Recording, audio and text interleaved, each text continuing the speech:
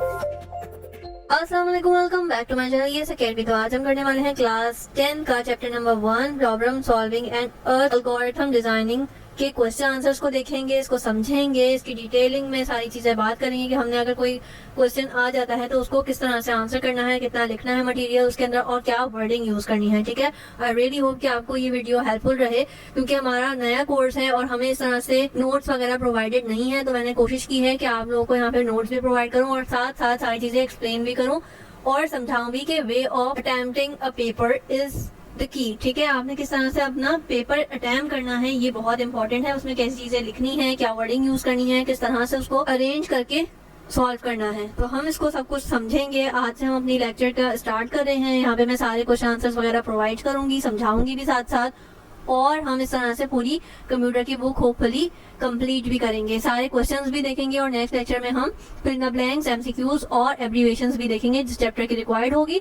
तो चलते हैं, आज का लेक्चर स्टार्ट करते हैं। इस लेक्चर को अपने फ्रेंड्स के साथ भी शेयर करिएगा। क्वेश्चन नंबर 1 है हमारे पास। क्वेश्चन नंबर 1 है व्हाट इज प्रॉब्लम सॉल्विंग। तो अब हमने आंसर क्या करना है। कंप्यूटर साइंस पढ़ने के लिए आपको स्पेसिफिक वर्डिंग्स की रिक्वायरमेंट होती है। ठीक है, आप हर जगह हर वर्ड यूज नहीं कर सकते। कंप्यूटर साइंस की एक अपनी लैंग्वेज है जहाँ पे आप उसको उसी तरह से यूज करेंगे वर्डिंग्स को जहां रिक्वायर्ड होंगी। Problem solving is the procedure to figure out solution of the complex problem. Problem solving क्या है कि एक प्रोसीजर है किस चीज का, कि फिगर आउट करें हम सॉल्यूशन किस चीज का, कॉम्प्लेक्स प्रॉब्लम का। Problem solving is the main process of computer programming. Problem solving जो है वो एक मेन प्रोसेस है कंप्यूटर प्रोग्रामिंग के related. Where the programmer first understand the problem. Programmers क्या करते हैं कि पहले अंडरस्टैंड करते हैं प्रॉब्लम को, प्लान द सॉल्यूशन। दूसरा काम क्या करते हैं कि प्लान करते हैं solution, then understand how to translate algorithm into something a computer can do।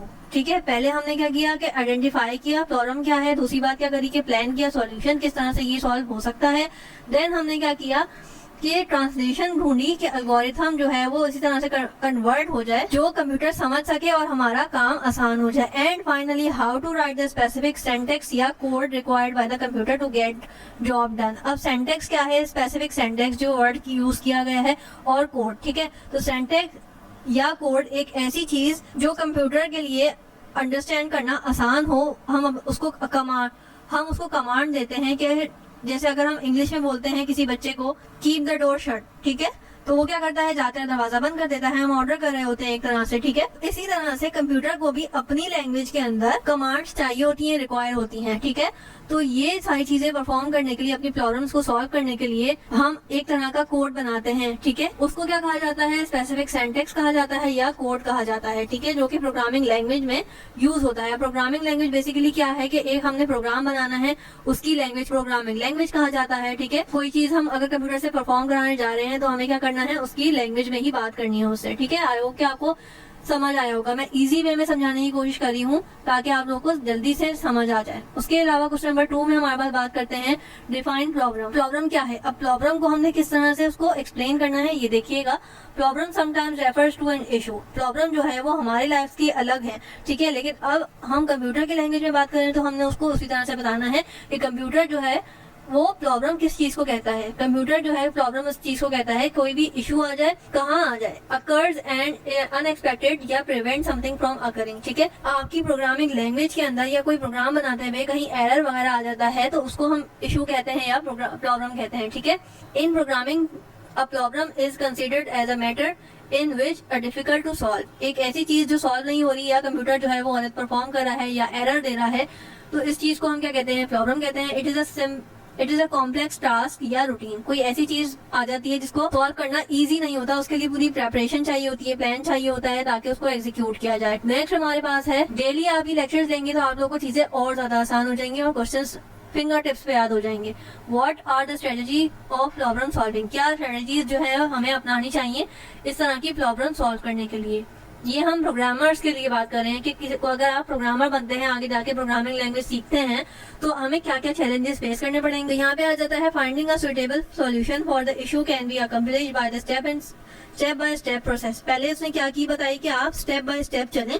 ठीक है, following are the basic 4 steps problem solving process. नीचे जो दिए गए हैं वो 4 स्टेप्स हैं जो कि प्रॉब्लम्स को आपको सॉल्व करके दे सकते हैं। ये प्रोसेस है।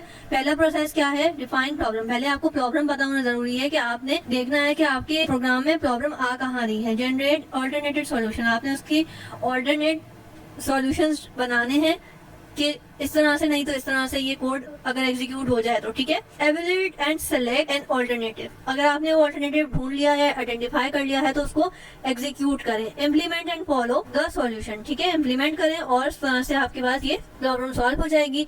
इस तरह से आप इसको मेंशन करके लिख सकते हैं। ये आप डायग्राम बना देंगे तो आपके लिए ही अच्छा है कि आपको और ज्यादा मार्क्स मिल जाएंगे, मतलब प्रॉपर 3 में से 3 वाले जो होते हैं ना वो मिल जाएंगे। क्योंकि बोर्ड में मोस्टली होता है कि अगर आप एग्जैक्ट सेम क्वेश्चन भी लिखेंगे तो आपको 3 आउट ऑफ 2 भी समटाइम मिल रहे होते हैं, ठीक है। तो आपने बेस्ट ऑफ द बेस्ट दे के आना है, ठीक है। सिर्फ उसको सादा सा आंसर नहीं करना बल्कि प्रॉपर जो चीजें याद करके गए हो सारी चीजें प्रॉपर वे में लिख के आनी है। नेक्स्ट हमारे पास डिफाइन द प्रॉब्लम, और उसको डिटेल में बता रहा है कि इन केस अगर यही क्वेश्चन लॉन्ग में आ जाएगा तो आपने उसको क्या करना है।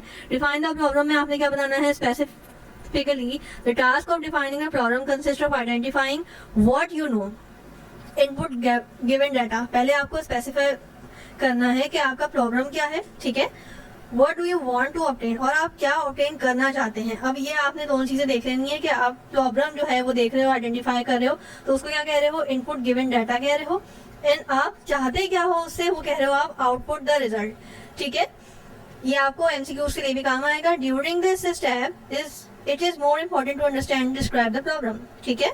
आपने दोनों चीजें आइडेंटिफाई करनी है सिर्फ प्रॉब्लम में, ये नहीं कि हाँ जी प्रॉब्लम क्या है। ये हमें पता कैसे लगेगी कि या तो हमारे पास गिवन डाटा में प्रॉब्लम आ रही है कि हमने उसको गिवन डाटा क्या दिया है, पहले हमें वो चेक करना पड़ेगा। क्योंकि हम जो उसको ऑब्टेन करना चाह रहे हैं क्या हमने वही कोड दिया है जो हमें चाहिए, ठीक है। जनरेट ऑल्टरनेटिव सॉल्यूशन को डिफाइन किया है। मैनी ऑल्टरनेटिव सॉल्यूशन, बहुत सारे ऑल्टरनेटिव सॉल्यूशन होते हैं किसी भी प्रॉब्लम को सॉल्व करने के लिए, ठीक है। डिजायर्ड रिजल्ट्स को अचीव करने के लिए बहुत ज्यादा जो है वो तरह तरह के सॉल्यूशंस मौजूद होते हैं। Generating multiple alternative can enhance the value of the best solution. अब आपने बहुत सारे जो है 4-5 सॉल्यूशन ऑल्टरनेट ढूंढ लिए, लेकिन आपने बेस्ट ऑफ द बेस्ट जो है वो एग्जीक्यूट करना है। So it is good to generate a list of possible solution. आपने क्या करें कि उसको जो है वो अच्छी बात ये है कि आप उसकी लिस्ट बना लें। Evaluate and decide what which of the following the best, ठीक है। आपने क्या करना है कि आपने लिस्ट बना ली आइडेंटिफाई करने के बाद, और फिर उसमें से देखना है कि कौन सा बेस्ट है, तो उसको आप एग्जीक्यूट कर लें। नेक्स्ट हमारे पास है evaluate and select alternate. Good problem solving approach uses a series of consideration. हमारे पास जो है वो कंसिडरेशन जो है उस बात को कहा जाता है कि आपने सारी जो है चीजें देखनी है, कि ये नहीं कि सिर्फ हाँ जी मेरा प्रॉब्लम कैसे सॉल्व होगा। आपने ये भी ध्यान में रखना है कि आपका जो और प्रोग्राम बना हुआ है वो डिस्टर्ब ना हो जाए। आपने ये भी देखना है कि और जो प्रोग्राम एग्जीक्यूट हो रहा है वो क्या असरअंदाज होगा या नहीं होगा, इस पे आउटपुट जो है वो वैसे ही रहेगा या चेंज होगा, सेम होगा। तो आपने ये सारी चीजें भी देखनी है कि एक चेंजेस करते करते आप सारा प्रोग्राम मिसमैनेज ना कर दें। सेलेक्टिंग द बेस्ट ऑल्टरनेटिव, आपने बेस्ट ऑल्टरनेटिव देखना है। बेस्ट इन अ सेंस कि आपने ये देखना है कि आपके इस स्टेप से और ज्यादा क्या इफेक्ट्स होंगे, ठीक है, पूरे प्रोग्राम पे। उसके अलावा आपने पॉसिबल सॉल्यूशंस को ढूंढना है, रिलेट करना है किस चीज से, टारगेट स्टैंडर्ड, ठीक है। जो आपने अपना टारगेट बनाया हुआ है कि ये मेरा आउटपुट आना चाहिए, तो आपने एक एरर की वजह से आपका पूरा प्रोग्राम डिस्टर्ब ना हो। सेलेक्ट बेस्ट ऑल्टरनेटिव, उसके अलावा alternative will solve the problem without causing other anticipated problem. वही वाली बात कि आपका और ज्यादा जो पूरा प्रोग्राम है वो डिस्टर्ब ना हो। उसके अलावा इम्प्लीमेंट करना है, इम्प्लीमेंट को एक्सप्लेन किया है। Implement the best solution also include planning on what happens. ये बात मैंने आपको बताई, प्लान तो करना है लेकिन प्लान ऐसा करना है कि बाकी सारी चीजें जो है वो खराब ना हो। When something goes wrong, अगर कोई चीज गलत चली जाती है, गलत आपने कर दिया, कोई कोड लिख दिया या कोई कोड मिटा दिया with the selected solution, ठीक है। It is also important to follow up the track of the result solution at every single stage, ठीक है।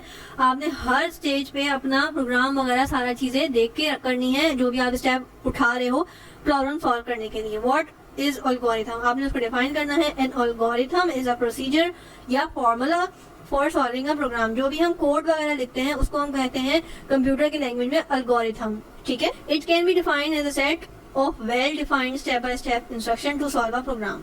कोई भी प्रोग्राम सॉल्व करने के लिए, कोई भी प्रोग्राम बनाने के लिए, डेवलप करने के लिए हमें स्टेप बाय स्टेप इंस्ट्रक्शन की जरूरत होती है। In a computer science, an algorithm usually means a small procedure to solve a specific program design. Algorithm are widely used throughout all the areas of IT. IT के department में भी use होता है.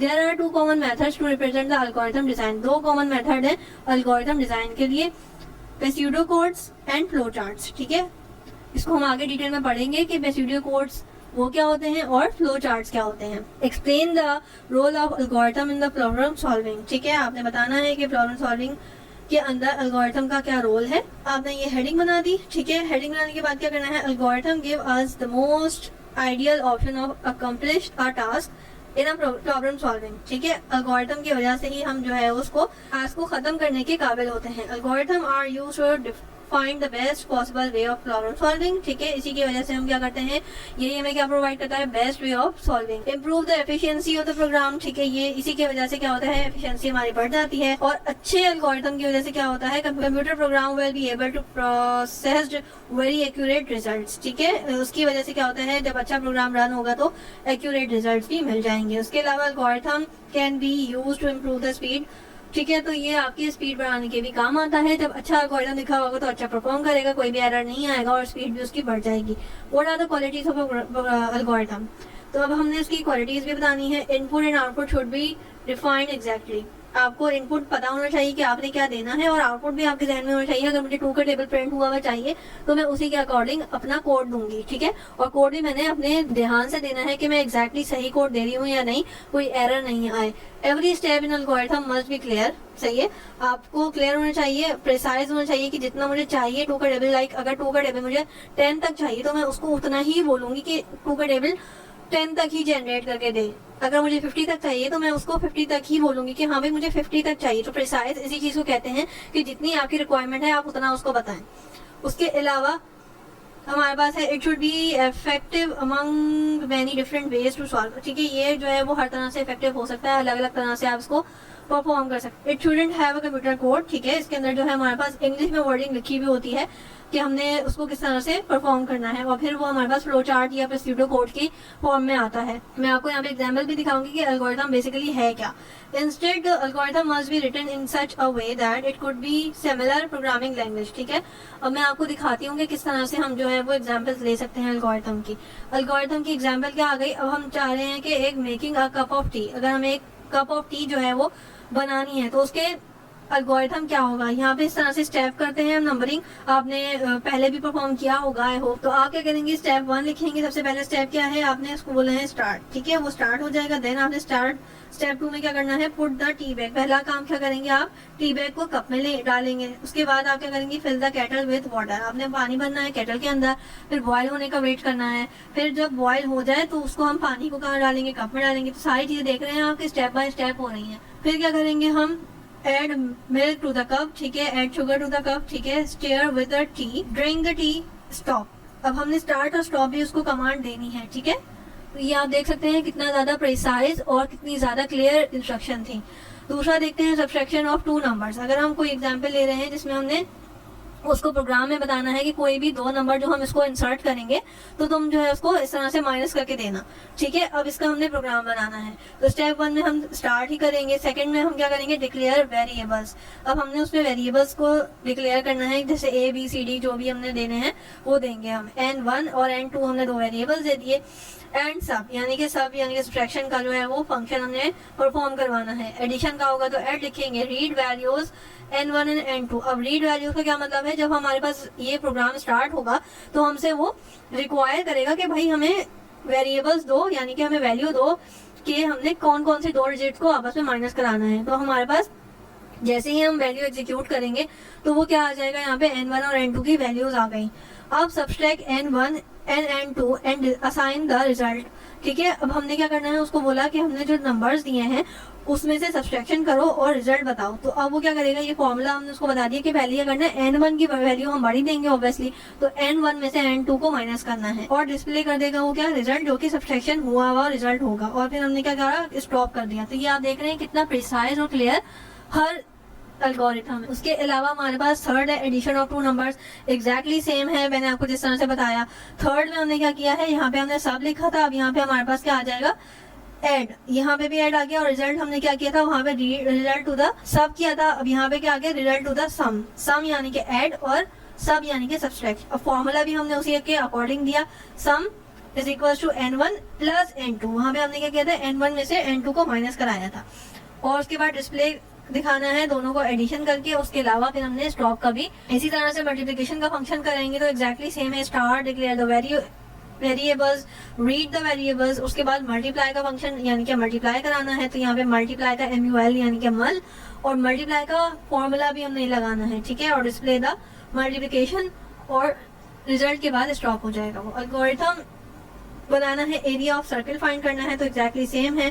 Declare करेंगे variable, अब variable R and A, क्योंकि area के अंदर R वेरिएबल यानी कि रिक्वायर्ड होता है रेडियस, और R जो है वो रेडियस के लिए और A जो है वो एरिया के लिए। तो अब हम रीड किसकी वैल्यू करेंगे, R की वैल्यू। जब भी वो हमसे रिक्वायर करेगा तो वो हम किसकी वैल्यू देंगे, रेडियस यानी कि R की वैल्यू। वो हमसे R की वैल्यू पूछेगा, हमने प्रोग्राम ही ऐसा बनाया है, ठीक है। उसके बाद हमने उसको क्या बोला कि फॉर्मूला अप्लाई कर दो, जैसे ही तुम्हें इनपुट मिले, किस चीज का इनपुट, किस चीज का फॉर्मूला, एरिया ऑफ सर्कल का। एरिया ऑफ सर्कल का फॉर्मूला हमने उसको एक दफा प्रोग्राम बनाते हुए दे दिया। अब वो खुद जैसे ही वेरिएबल हम उसको इनपुट करेंगे तो वो खुद से फॉर्मूला जो है वो एग्जीक्यूट करेगा, और ये जहाँ जहाँ R लिखा वहाँ हमारा गिवन डिजिट डाल देगा, और उसको सारा मल्टीप्लाई करने के बाद, सिंप्लीफाई करने के बाद हमें रिजल्ट दिखाएगा और खुद स्टॉप हो जाएगा, ठीक है। तो ये होते हैं स्पेसिफिक एल्गोरिथम्स। इस तरह के प्रोग्राम, इस तरह के एल्गोरिथम आपको रिटर्न में भी लिखने के लिए आ सकते हैं। What is the flow chart? Flow chart क्या है? अ flow chart is a pictorial representation of an algorithm. अब जो हमने सारी चीजें ये वर्डिंग में पढ़ी हैं, start, stop, play,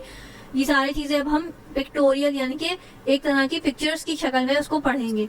work flow जो कि हमें बताता है कि इसके बाद क्या करना है, इसके बाद क्या करना है, इसके बाद क्या करना है। प्रोसेस बताता है, ठीक है, किस तरह से एग्जीक्यूट करना है। Showing the steps as a boxes of various kind. तरह तरह के बॉक्सेस के अंदर जो है वो कमांड्स लिखी हुई होती हैं, start, stop, play, add, subtract, and they are ordered by connecting them with arrow. और वो बॉक्सेस कहाँ कनेक्ट होते हैं, किस चीज से कनेक्ट होते हैं, एरो से, कि नीचे जाना है, ऊपर जाना है, इधर जाना है, उधर जाना है, जो भी सारी चीजें होती हैं वो अकॉर्डिंग टू द एरो ही प्रोसेस होता है। It is used to show the sequence of the steps and logic of the solution। ठीक है, यही बात हमें क्या बताता है कि सीक्वेंस किस तरह से सीक्वेंस बनी हुई है, पहले हमने क्या करना है, देन हमने क्या करना है। तो ये सारी चीजें फ्लो चार्ट के एरोज बता रहे होते हैं। Flow chart are used in analysing, designing, documenting and managing process या प्रोग्राम, ठीक है।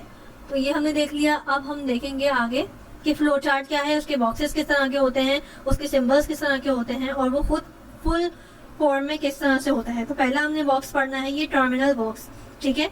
इसके अंदर क्या होता है, ये जो गोल ब्लू कलर का सर्कल नजर आ रहा है, ये हमारे पास बेसिकली फ्लो चार्ट का एक, आप समझ लें, बॉक्स है, ठीक है। तो अब ये किस लिए यूज होता है, तो इसका नाम है टर्मिनल बॉक्स, ठीक है।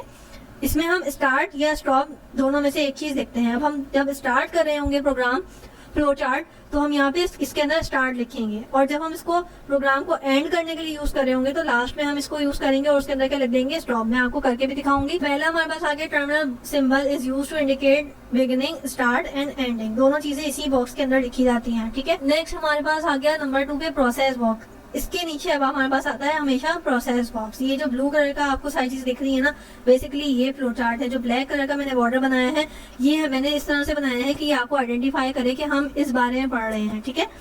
तो ये ब्लू वाली चीजों को आपने ध्यान में रखना है।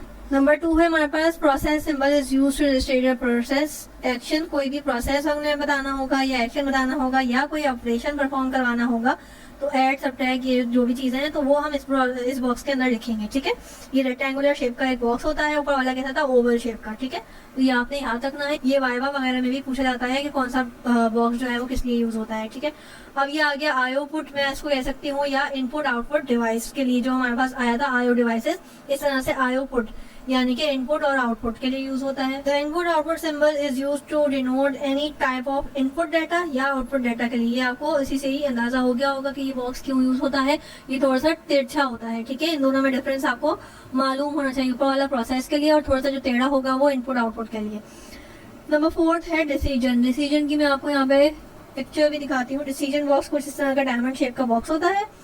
देन हमारे पास क्या आ जाएगा, decision symbol is used in a flow chart to indicate a point at which the decision has to made. अब डिसीजन किस तरह का, कि हमने इसको बोला हुआ है कि अगर 2 आउटपुट आए, 2 नंबर को ऐड करने के बाद 2 आउटपुट आए, तो इधर वाले प्रोग्राम के ऊपर जाना, और अगर 3 आउटपुट आए तो ये वाला प्रोग्राम एग्जीक्यूट करना, बाकी सारी चीजों को इग्नोर कर देना, ठीक है। तो इस तरह के डिसीजंस जो है जब भी हमें चाहिए होते हैं तो ये हम ये वाला बॉक्स यूज करते हैं, वो मैं आपको एग्जांपल्स में दिखाऊंगी तो और क्लियर हो जाएगा। बंच टू वन ऑफ 2 और मोर ऑल्टरनेटिव, ठीक है। ये इस तरह से एक यहाँ से निकलता है, एक यहाँ से निकलता है, मोस्टली 2 ही यूज हो रहे होते हैं, लेकिन सम टाइम्स जो है वो 3 से 4 भी यूज हो रहे होते हैं कि यहाँ से निकला तो ये वाला प्रोग्राम एग्जीक्यूट होगा, यहाँ से निकला तो ये वाला प्रोग्राम एग्जीक्यूट करना है, यानी कि ये वाली इंस्ट्रक्शन को फॉलो करना है। या समटाइम्स जो है वो ऊपर नीचे से भी कनेक्ट हुआ होता है। ये तो आपने उसको प्रोग्राम देखेंगे तो और ज्यादा समझ आ जाएगा। उसके अलावा एरो जो है वो, या फ्लो लाइन्स भी इसको कहा जाता है।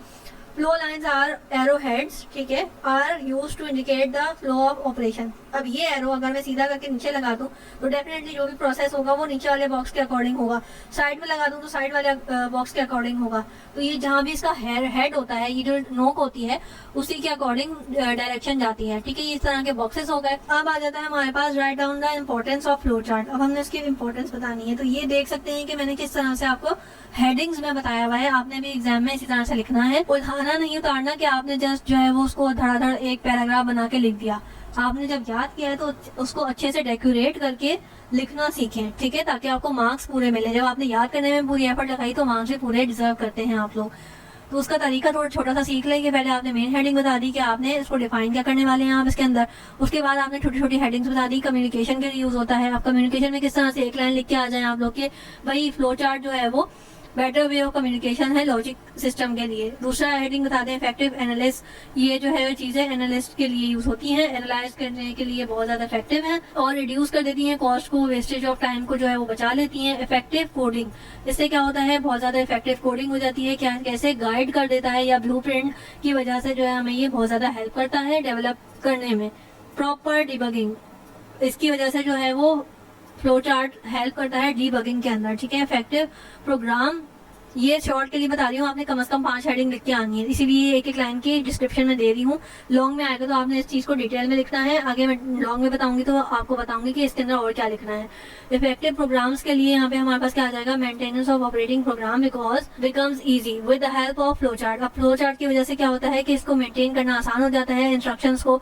It help programmer to put efforts more effectively, और प्रोग्रामर को समझ आ रहा होता है एरो की मदद से, बॉक्सेस की मदद से कि अब मैंने क्या करना है। अब इस तरह का ये फ्लो चार्ट आपके सामने आ गया, जिसमें क्या करना है, सम ऑफ 2 नंबर्स जो है हमने इसका एक फ्लो चार्ट बनाया। जैसे हमने पहले सम ऑफ 2 नंबर्स का एल्गोरिथम देखा था, जो कि हमने इंग्लिश में उसको इंस्ट्रक्ट किया हुआ था, एक तरह का वो भी एक कोड ही था, ठीक है। अब हमने फ्लो चार्ट की फॉर्म में वही इंस्ट्रक्शन दी हुई है, आप देख सकते हैं। स्टार्ट किया जैसे हमने एल्गोरिथम में किया था स्टेप 1 में, ठीक है। यहाँ पे स्टेप 1 स्टेप 2 नहीं लिखते, डायरेक्ट हम इंस्ट्रक्शन लिखते हैं। तो अब हमने क्या किया, स्टार्ट किया, टर्मिनल बॉक्स को यूज किया, फिर प्रोसेस बॉक्स को यूज करा। हमने क्या किया, इनपुट नंबर 1 और 2, 2 चीजें हमें ऐड करनी है, तो 2 नंबर जो है वो हमने रिक्वायर किए। 3 नंबर्स का बनाएंगे तो 3 वो हमसे मांगेगा कि हमें 3 नंबर्स रिक्वायर्ड हैं। उसके बाद जैसे ही हमने उसको इनपुट दिया तो वो क्या करेगा, इसको प्रोसेस करेगा, ठीक है।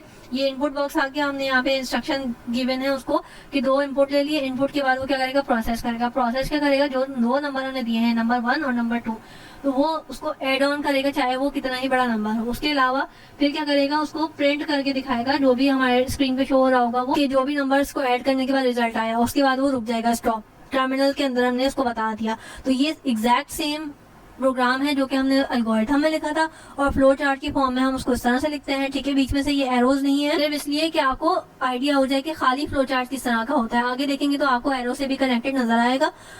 आगे देखते हैं what are the difference between algorithm और फ्लो चार्ट। एल्गोरिथम और फ्लो चार्ट में क्या डिफरेंस है, बहुत ज्यादा इंपॉर्टेंट क्वेश्चन है आपके लिए भी और एग्जाम्स के लिए भी। It is a step by step solution. अब एल्गोरिथम में क्या होता है, स्टेप बाय स्टेप सॉल्यूशन बताया हुआ होता है कि स्टेप 1 में ये है, स्टेप 2 में ये। और फ्लो चार्ट में क्या होता है, it is the diagrammatical representation which shows the flow of data. अब यहाँ पे क्या होता है, डायग्राम्स बनी होती हैं, यानी कि बॉक्सेस बने हुए होते हैं, पिक्टोरियल डायग्राम होती है कि कौन सा बॉक्स किस लिए यूज हुआ हुआ है, और उसके अंदर इंस्ट्रक्शन लिखी हुई होती है। नंबर 2 में यहाँ पे क्या होता है, text in a common language. यहाँ पे इंग्लिश के अंदर कोड लिखे हुए होते हैं, और दूसरे में हमारे पास क्या है, सिंबल्स एंड शेप्स जो है वो यूज हो रही होती हैं। उसके बाद है it is difficult to write and understand. थोड़ा सा ही समटाइम्स इंग्लिश में लिखा होता है तो हार्ड इंग्लिश हो जाती है, या इंस्ट्रक्शन थोड़ी सी इस तरह से कॉम्प्लिकेटेड हो जाती है, तो अंडरस्टैंड करने में प्रॉब्लम होती है कि पहले हम कौन सा कोड दें, दूसरा हम कौन सा स्टेप करें। तो यहाँ पे हमारे पास क्या है, it is easy to construct and understand. ये वाला फ्लो चार्ट जो है वो आसान हो जाता है क्योंकि इसमें एरोज बने होते हैं कि हमने पहले कौन सा करना है, दूसरा कौन सा करना है। तो ये थोड़ा सा ऑर्गेनाइज्ड होता है। Algorithm does not have any specific rules. Algorithm के कोई भी स्पेसिफिक रूल नहीं है कि कौन सी स्टेप आपने किस फॉर्म में लिखनी है, कौन सा स्टेप पहले लिखना है। Flow chart have specific rules. अब फ्लो चार्ट की थोड़ी सी स्पेसिफिक रूल्स हैं कि आपने टर्मिनल बॉक्स को कहाँ यूज करना है, इनपुट आउटपुट के लिए कौन सा बॉक्स यूज करना है, प्रोसेस के लिए क्या यूज करना है, डिसीजन बॉक्स के लिए अलग से आपने बॉक्स को बनाना होता है। उसके बाद नेक्स्ट देखते हैं क्वेश्चन नंबर 13 हमारे पास क्या है, define the data structures. Data structures को हमने डिफाइन करना है क्योंकि ये शॉर्ट क्वेश्चंस हैं, इसीलिए मैं यहाँ पे शॉर्ट डिटेल्स बता रही हूँ। अब नेक्स्ट जो है हमारा लेक्चर होगा SLOs, यानी कि हम थोड़े से लॉन्ग क्वेश्चंस को डिस्कस करेंगे और देखेंगे कि हमने क्या क्या लिखना है, ठीक है। तो इसलिए अब मैं यहाँ पे सिर्फ इसकी डेफिनेशन बता रही हूँ, एक्सप्लेन कर रही हूँ। Data structure is a particular means of organising and storing data in a computer in such a way that. अच्छा, डाटा स्ट्रक्चर क्या है, एक मखसूस तरीके से अगर हम डाटा को ऑर्गेनाइज करें या स्टोर करें कंप्यूटर्स के अंदर, ठीक है, we can perform operations on the stored data more efficiently. अगर हमारी चीजें जो है, अगर हम नॉर्मल लाइफ से अगर कोई एग्जांपल लें तो हमारी जो बुक्स वगैरह हैं, अगर उसको हम सही से अरेंज करके रखें सब्जेक्ट वाइज, तो हम ज्यादा जल्दी कोई भी बुक को फाइंड कर सकते हैं कि हमें अब इस सब्जेक्ट की नीड है, हम ये वाली बुक निकाल सकते हैं। अब हमें इस सब्जेक्ट के नोट्स चाहिए तो हम फौरन से ले लेंगे, ठीक है। अगर हमारी सारी बुक्स एक जस्ट बंडल में पड़ी हुई हैं या फिर ऐसी बिखरी हुई पड़ी हुई हैं तो हमें ऑब्वियसली थोड़ा सा ज्यादा टाइम लगता है उसको फाइंड करने में। तो इसलिए इसी तरह से अगर हम कंप्यूटर के अंदर देखें तो कंप्यूटर में क्या है कि हमारे पास जो है, अगर डाटा ऑर्गेनाइज होगा, स्टोर, अगर डाटा किसी ऑर्गेनाइज तरीके से स्टोर हुआ हुआ, यानी कि फोल्डर्स प्रॉपर बने हुए होंगे, नाम लिखा हुआ होगा, तो हम जो है वो अपना काम जल्दी कर लेंगे, यानी कि कम टाइम में ज्यादा काम कर लेंगे। तो data structures have a wide and diverse scope of usages across the field of computer science. वो कह रहे हैं इसका डाटा स्ट्रक्चर का जो है बेसिकली बहुत ज्यादा, मतलब बहुत बड़ी फील्ड है, एक तरह से बहुत बड़ा स्कोप है अगर हम उसको यूज करना चाहें कंप्यूटर की फील्ड में एंड सॉफ्टवेयर इंजीनियरिंग, दोनों फील्ड में, चाहे कंप्यूटर फील्ड हो यानी कंप्यूटर साइंस की फील्ड हो या फिर सॉफ्टवेयर इंजीनियरिंग, ठीक है। They both are related to the computers, ठीक है। डाटा स्ट्रक्चर्स में बी लीनियर और नॉन लीनियर। अब वो कह रहे हैं डाटा स्ट्रक्चर जो है वो समटाइम्स लीनियर, आपको पता होगा, यानी कि स्ट्रेट फॉर्म में होता है, कनेक्टेड कनेक्टेड एंड कनेक्टेड, और कह रहे हैं कि समटाइम्स जो है वो नॉन लीनियर भी होता है, ठीक है। जरूरी नहीं है कि लीनियर फॉर्म में ही हो। लीनियर और नॉन लीनियर को हम अलग से डिस्कस करेंगे। Describe linear data structure. Linear data structure क्या है, तो linear data structures arrange the data in a linear fashion, यानी कि एक लीनियर फॉर्म में एक सीधी लाइन के अंदर जो है हम डाटा को स्टोर करते हैं। The data elements are arrange sequentially such that the element is directly link to its previous. बहुत दफा देखा होगा कि एक चीज जो है वो कनेक्ट हुई भी है अगली चीज से, उसकी अगली चीज में, यानी कि एक रॉ के अंदर, एक जैसे आपने लीनियर इक्वेशंस मैथ्स के अंदर देखी होंगी, तो वो कैसे होती हैं कि 2x + 3y + z इस तरह से लिखी हुई होती है, यानी कि आपस में कनेक्ट हुई भी होती है। इसी तरह से लीनियर डाटा स्ट्रक्चर भी इसी तरह से होता है कि पहले ए बॉक्स रखा हुआ है, वो लिंक हुआ हुआ है बी बॉक्स से, बी बॉक्स जो है लिंक हुआ हुआ है सी बॉक्स से, तो एक लाइन के अंदर डाटा जो है वो स्टोर हुआ हुआ होता है और आपस में कनेक्ट हुआ हुआ होता है, लिंक हुआ हुआ होता है। ऐसे स्ट्रक्चर को हम क्या कहते हैं, लीनियर डाटा स्ट्रक्चर कहते हैं। ही एंड नेक्स्ट एलिमेंट, ठीक है, यानी कि नेक्स्ट एलिमेंट से जो है वो कनेक्ट हुआ हुआ होता है। That is data structure support single level storage of data, यानी कि एक लाइन के अंदर जो है वो डाटा स्टोर हुआ होता है, तो उसके अंदर आगे हमारे पास लेवल्स नहीं होते, यानी कि आप इसको ये समझ लें कि हम double double triple triple lines के अंदर डाटा स्टोर नहीं करते, सिंगल लाइन के अंदर ही डाटा स्टोर होता है इसमें। Transfer of data is achieved through a single run only, यानी कि जाहिर सी बात है अगर हमारे पास डाटा जो है वो एक लाइन के अंदर स्टोर हुआ हुआ होगा तो हमारे पास डाटा फाइंड करने के लिए भी या ट्रांसफर करने के लिए भी सिंगल लाइन ही होगी, ठीक है। For example stack, Q, array. अब हम इन तीनों को भी डिटेल में देखेंगे कि स्टैक क्या होता है, क्यू किसे कहते हैं या फिर एरे किसे कहते हैं, ठीक है। स्टैक क्या है, define stack and its operation. अब स्टैक को भी डिफाइन करना है और बाकायदा उसने बोला हुआ है कि उसके ऑपरेशंस को भी डिफाइन करो। Stack is a linear data structure. Stack जो है एक तरह का लीनियर डाटा स्ट्रक्चर है दैट स्टोर्स इंफॉर्मेशन, जो क्या इंफॉर्मेशन स्टोर करता है, that the last item stored is the first item retrieve. Stack एक तरह से आप ये समझ लें कि एक जो है सिलेंड्रिकल शेप की कोई चीज ले लें और उसके अंदर आप बोरियां डालते जाएं, ठीक है। अब आप डालते जाएंगे, जब आप पहली बोरी डालेंगे वो कब आप निकाल सकते हैं, लास्ट में, और जो लास्ट बोरी डालेंगे आप तो वो आप कब निकालेंगे, सबसे पहले, क्योंकि वो सबसे ऊपर होगी, ठीक है। जब आप सबसे पहले ही बोरी डालेंगे तो वो सिलेंड्रिकल शेप है, तो ऑब्वियसली वो नीचे जाके तह में लग जाएगी। उसके बाद आप डालते जाएंगे तो वो एक टाइम बाद फिल हो जाएगी। और जो लास्ट बोरी आप रखेंगे तो वो आप सबसे पहले निकाल सकते हैं, ठीक है। और जो सबसे पहले रखी है उसकी वो आप लास्ट में निकालेंगे। तो स्टैक एक ऐसी चीज को कहते हैं कि जिसकी जो चीज आप लास्ट आइटम यानी कि लास्ट आइटम उसके अंदर स्टोर करेंगे वो सबसे पहले आपको निकालना पड़ेगा, और जो आप फर्स्ट में करेंगे वो सबसे आखिरी में, ठीक है। It is based on the principle of LIFO. LIFO किसे कहते हैं? लीफो की फुल फॉर्म आपने याद करनी है, लास्ट इन फर्स्ट आउट। अब मैंने ये बात आपको बहुत डिटेल में इसलिए बताई है क्योंकि ये चीज आपको जब तक समझ नहीं आएगी आप डेटा स्ट्रक्चर नहीं समझ सकते। लास्ट इन यानी कि सबसे आखिरी में जो रखा है वो सबसे पहले निकलेगा, ठीक है। तो इसको कहते हैं LIFO method. The stack is digital computer is a group of memory location with a register that holds the address of the top of the element. अब स्टैक जो है वो डिजिटल कंप्यूटर्स के अंदर एक ग्रुप ऑफ मेमोरी जो है उसके अंदर लोकेशन होती है, ठीक है, विद रजिस्टर्स, ठीक है, दैट होल्ड्स द एड्रेस। क्या होल्ड करता है? Address of top of the element. Element के टॉप के ऊपर क्या होता है? उसका एड्रेस होता है। Stack usually perform 2 operation. Stack क्या करता है? 2 ऑपरेशन परफॉर्म करता है। पुश का क्या ऑपरेशन है? 2 ऑपरेशन परफॉर्म करता है, पुश और पॉप। अब पुश क्या मतलब? It is used to insert an element on the top of the stack. अब पुश से हमें पता है कि अब हम पुश को क्या करेंगे, कंप्यूटर के लैंग्वेज में क्या करते हैं कि कोई भी चीज इंसर्ट करने के लिए हम पुश कहते हैं, यानी कि पुश करना क्या चीज कि हम उसको इंसर्ट करने के लिए कोई भी एलिमेंट को इंसर्ट करने के लिए हम यूज करते हैं पुश ऑपरेशन। और पॉप का मतलब क्या होता है? It is used to delete an element from the top of the stack. और पॉप का मतलब क्या होता है कि कोई भी चीज अगर हमने डिलीट करनी होगी कंप्यूटर की लैंग्वेज में तो हम क्या कहेंगे? पॉप का ऑपरेशन यूज करेंगे। अब हमने स्टैक के बारे में क्या पढ़ा कि हम ये एक तरह का डाटा स्ट्रक्चर होता है और इसके अंदर जो है LIFO method, LIFO principle, LIFO rule जो है वो अप्लाई होता है, यानी कि लास्ट इन फर्स्ट आउट, ठीक है। और इसके 2 ऑपरेशन होते हैं, पुश और पॉप। पुश जो है वो इंसर्ट के लिए और पॉप क्या है? डिलीट के लिए, ठीक है। आई होप कि आपको ये समझ आया होगा। Define Q and data structure, its operation, ठीक है। क्यू क्या है और उसके ऑपरेशन देखने हैं। Queue is a type of linear data structure. Queue भी एक तरह का लीनियर डाटा स्ट्रक्चर है। Where the elements to be stored follow the rule. अब जहाँ स्टैक के अंदर जो है हमारे पास एलिमेंट कैसे स्टोर हो रहे थे? लीफो मेथड के अकॉर्डिंग, लीफो प्रिंसिपल के अकॉर्डिंग, ठीक है। और क्यू के अंदर कौन सा प्रिंसिपल यूज होता है? फीफो। फीफो का क्या मतलब है? फर्स्ट इन फर्स्ट आउट, यानी कि फीफो का मतलब ये है कि इसका क्या मतलब कि कोई भी चीज अगर हम फर्स्ट पे रखेंगे तो वो हम फर्स्ट पे ही निकालेंगे, और जो चीज हम लास्ट पे रखेंगे डेफिनेटली हम उसको लास्ट में ही निकाल पाएंगे। तो स्टैक के अंदर लीफो का मेथड और क्यू के अंदर फीफो यानी कि फर्स्ट इन फर्स्ट आउट का मेथड यूज होता है। In queue the element that was added first remove first. या वही बात बता रहे हैं कि जो भी चीज फर्स्ट ऐड की जाएगी तो फर्स्ट ही उसको रिमूव भी किया जाएगा। In this data structure, both ends are used for the insertion and removal of data. दोनों तरीके से जो है हम उसको यूज कर सकते हैं, इंसर्शन और रिमूवल, यानी कि दोनों एंड जो है उसके एक तरह से कह लें आप ओपन एंड्स होते हैं, और हम कहीं से भी इंसर्ट कर सकते हैं और कहीं से भी हम रिमूव कर सकते हैं। The main operation of Q are NQ and DQ, ठीक है। स्टैक के कौन कौन से थे? पुश और पॉप था। अब Q के क्या है?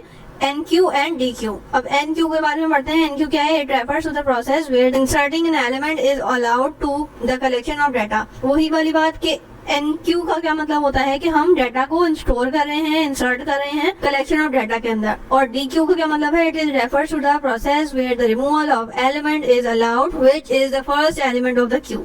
अब DQ का क्या मतलब है? DQ का मतलब ये होता है कि रिमूवल के लिए यूज हो रहा है, जो कि स्टैक के अंदर पॉप यूज होता है, इसी तरह से Q के अंदर DQ यूज हो रहा है। अब नीचे आ जाते हैं तीसरा, डिफाइन एरे और उसके ऑपरेशन, ठीक है। तो एरे क्या है? पहले एरे के बारे में पढ़ते हैं। The array is a type of the linear data structure. ये भी एक तरह का डाटा स्ट्रक्चर है linear, that store homogeneous same type elements at the memory location which are consecutive. Consecutive का यही मतलब होता है कि एक के बाद एक, ठीक है। और होमोजीनियस का वर्ड जो यूज हुआ है इसका मतलब ये होता है कि सेम टाइप का एलिमेंट जो है, सेम टाइप का डाटा जो है उसके अंदर स्टोर हो रहा होता है। This same type of objects are stored sequentially in array. और ये किस तरह से स्टोर होता है? एक सीक्वेंस के थ्रू जो है वो स्टोर हो रहा होता है। The main idea of array is that the multiple data of the same type can be store together, यानी कि अलग अलग तरह का डाटा होता है। तो अगर हम एक एग्जांपल लें तो बहुत सारे, जैसे हमारे पास अगर एक अल्फाबेट्स हैं और नंबर्स की फॉर्म में हमारे पास कोई एक डाटा आ गया बहुत सारा, जैसे अगर आप नादरा का अगर आप फॉर एग्जांपल डाटा देखें तो उसके अंदर जेंडर का नाम होता है जो कि अल्फाबेट्स में होता है, जेंडर की एज होती है जो कि नंबर्स में होती है, फिर जेंडर का फैमिली जो यानी कि पेरेंट्स वगैरह आ गए तो वो सारे जो है वो अल्फाबेट्स में होते हैं, और फिर एड्रेस वगैरह यानी कि रेजिडेंशियल एड्रेस वगैरह पूछते हैं तो उसके अंदर जो है नंबर्स भी होते हैं और अल्फाबेट्स भी होते हैं। तो अलग अलग तरीके से 3 तरह का डाटा हमारे पास बन जाता है। कैसे कि अगर हम चाहें तो एक अल्फाबेट्स का बना सकते हैं, एक हम खाली नंबर्स का बना सकते हैं, और एक जो है जिसमें अल्फाबेट्स और नंबर दोनों हो वो बना सकते हैं। तो हम ऑर्गेनाइज कर सकते हैं कि जहाँ पे अगर हमें किसी भी जेंडर का नाम फाइंड करना होगा तो फौरन से कहाँ जाएंगे, हम सिर्फ और सिर्फ अल्फाबेट्स वाले में जाएंगे, और अगर हमें जेंडर की एज वगैरह देखनी होगी तो हम कहाँ जाएंगे, नंबर्स वाले में जाएंगे। और अगर हमें एड्रेस टाइप का डाटा देखना होगा कि हमें एड्रेस फाइंड करना है किसी भी चीज़ का, तो हम कहाँ जाएंगे, बोथ वाले में जाएंगे जो हमने थर्ड पे बनाया है जिसमें अल्फाबेट्स भी हैं और नंबर्स भी हैं।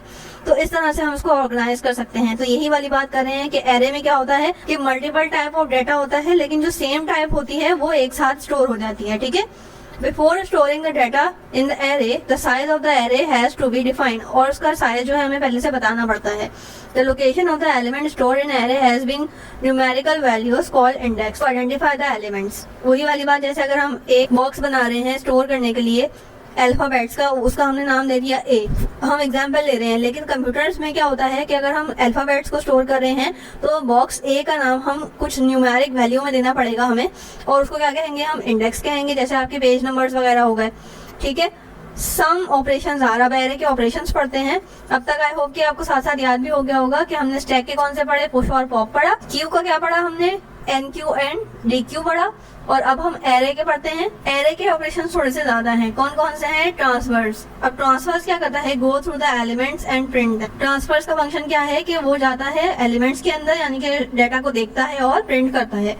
सर्च का मतलब क्या है, यानी कि सर्च करता है एलिमेंट्स को बाय इट्स वैल्यू या फिर इंडेक्स। अब हम कोई भी डाटा स्टोर हमारे पास है किसी भी नाम से, लाइक हमने अल्फाबेट्स का जो डाटा है खाली अल्फाबेट्स वाला, वो हमने 25 इंडेक्स दिया हुआ है उसको कि 25 जो भी बॉक्स नंबर है उसके अंदर खाली अल्फाबेट्स है, हमें पता है, तो हम उसको 25 वैल्यू देंगे इंडेक्स की। ठीक है, तो वो वहां जाके सर्च करेगा। तो ये इस तरह की चीज को क्या कहेंगे, हम सर्च कहेंगे।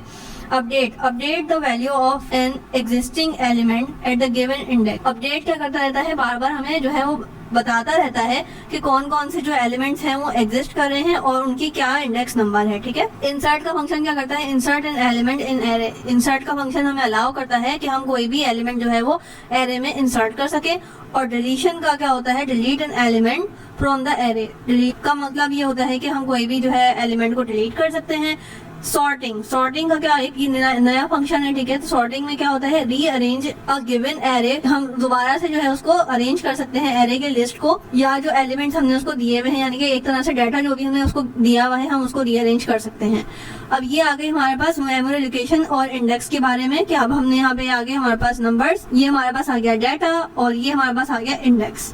ये मेमोरी लोकेशन 200, 201, 202, 203 ये सारी मेमोरी लोकेशंस आ गई, और नीचे जो 0, 1, 2, 3 आ गया ये क्या है, इंडेक्स। और जो 11, 9, 17 ये क्या है, डाटा है हमारे पास। तो ये इस तरह का इंडेक्स हमारे पास होता है। अब हम कहेंगे कि मेमोरी लोकेशन जो है 206 में जो हमारे पास डाटा है उसका इंडेक्स हमें कहाँ क्या शो कर रहा होगा, 6। ठीक है, और अगर हम उसे इंडेक्स नंबर देंगे, जैसे कि इंडेक्स नंबर 10 का जो भी डाटा है वो हमें शो करे, तो इंडेक्स नंबर 10 ये है, और डाटा क्या देगा हमें 43, और मेमोरी लोकेशन क्या दिखाएगा 210। ठीक है, इस तरह से हमारे पास ये डाटा ऑर्गेनाइज हुआ होता है, स्टोर हुआ होता है। अब आ जाते हैं नॉन लीनियर स्ट्रक्चर डाटा। ठीक है, अब हमने लीनियर पढ़ ली, स्टैक, क्यू और एरे। अब हम पढ़ेंगे non linear are those data structure in which the data items are not arrange in sequence. अब नॉन लीनियर का मतलब ही यही है कि वो जो है सीक्वेंस के अंदर अरेंज नहीं हुए हुए होते। In this structure each element can have multiple paths to connect the other element. इसमें क्या होता है कि अलग अलग पाथ्स होते हैं, किसी में 2-2 पाथ्स होते हैं, किसी में 3-3 पाथ्स होते हैं एक दूसरे से कनेक्ट होने के लिए। Non linear data structures allow multi level storage. अब ये क्या करते हैं, मल्टी लेवल स्टोरेज जो है वो, यानी कि 2 से 3, 3 से 4, 5 जो है इस तरह से लेवल्स हमारे पास होते हैं स्टोर करने के। वो भी मैं आपको एक फाइनल शक्ल दिखाऊंगी कि किस तरह का स्टोर होता है डाटा इसके अंदर। Non linear data structures are not easily to implement. जाहिर सी बात है कोई एक्सपर्ट ही इसको जो है वो हैंडल कर सकता है, जिसको पता हो कि हम किस तरह से डाटा को स्टोर करते हैं और क्या जो है इसकी टेक्निक्स हैं आसानी से फाइंड करने के लिए डाटा को, क्योंकि ये एक तरह का अनअरेंज डाटा होता है।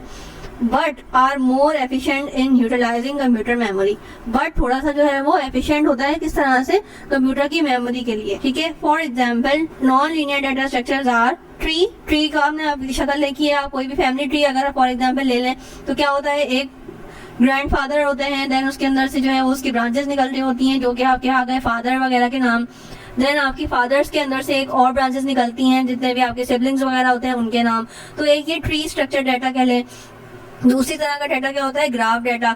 ग्राफ डाटा क्या होता है कि आपने देखा होगा कि बार ग्राफ फॉर एग्जांपल अगर आप ले लें तो कितना ज्यादा इजी होता है कोई भी चीज को फाइंड करना, कि आपको देखते ही फौरन पता लग जाता है कि कहाँ पे हमारे पास लैक है, कहाँ पे हमारे पास एफिशिएंट काम हुआ है, जो भी आप जिस तरह का ग्राफ होता है तो आप उसको इजीली देख के 1 मिनट में आंसर पता कर लेते हैं। तो ये थोड़ा सा इस तरह से कह सकते हैं कि एफिशिएंट होता है कि आप एक झलक में लेके ही फौरन से पता लगा लेते हैं। लेकिन एक तरह से ये अनऑर्गेनाइज भी होता है, तो थोड़ी सी कॉम्प्लिकेशंस होती हैं। ये तो मैंने बहुत ज्यादा इजी एग्जांपल्स दी हैं, ऑब्वियसली थोड़ा सा कॉम्प्लिकेटेड डाटा होता है जो कि स्टोर हुआ होता है। अब आ जाते हैं डिफाइंड ट्री। ट्री क्या होता है, उसकी शक्ल वगैरह भी देखेंगे और उसमें डाटा किस तरह से स्टोर होता है वो भी देखेंगे। Tree can be defined as a finite set of data items.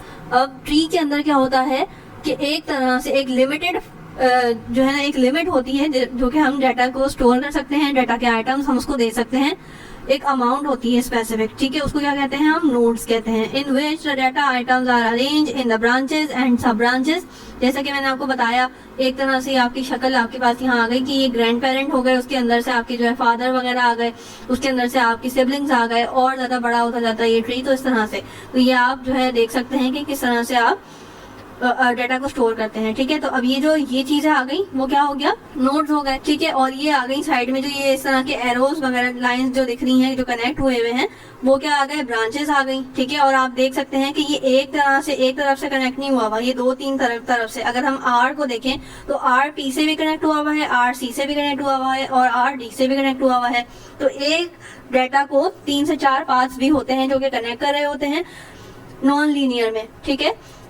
तो ये आ गई हमारे पास ब्रांचेस और सब ब्रांचेस की बात, जो कि मैंने आपको यहाँ पे शो कर दी। It contain a various linked nodes, ठीक है, and has a hierarchical tree structure, ठीक है। यानी कि हायरार्किकल का मतलब ये होता है कि एक तरह से ये आ गए ग्रैंड पेरेंट, उसके नीचे फिर उसके नीचे फिर उसके नीचे, यानी कि ब्रांचेस और सब ब्रांचेस निकल जाएं तो उसको इस तरह से कहते हैं हायरार्किकल डाटा। तो यही बता रहे हैं कि ट्री के अंदर जो है एक तरह की हायरार्की बन रही होती है, ठीक है। That forms a parent child relation. वही वाली बात जो मैंने आपको एग्जांपल में दी थी कि ग्रैंड पेरेंट, देन आपके फादर, देन आप लोग, देन आपके ऑनवर्ड जो है जो भी जनरेशन होगी, इस तरह से दादा फिर परदादा, इस तरह से जो आपके होते हैं, परदादा से फिर दादा, दादा से फिर फादर, फादर से फिर सन, सन से ग्रैंड सन, इस तरह से जो ट्री बना हुआ होता है फैमिली ट्री फॉर एग्जाम्पल, वो इसी तरह से जो इसी चीज को कहा जाता है, ठीक है।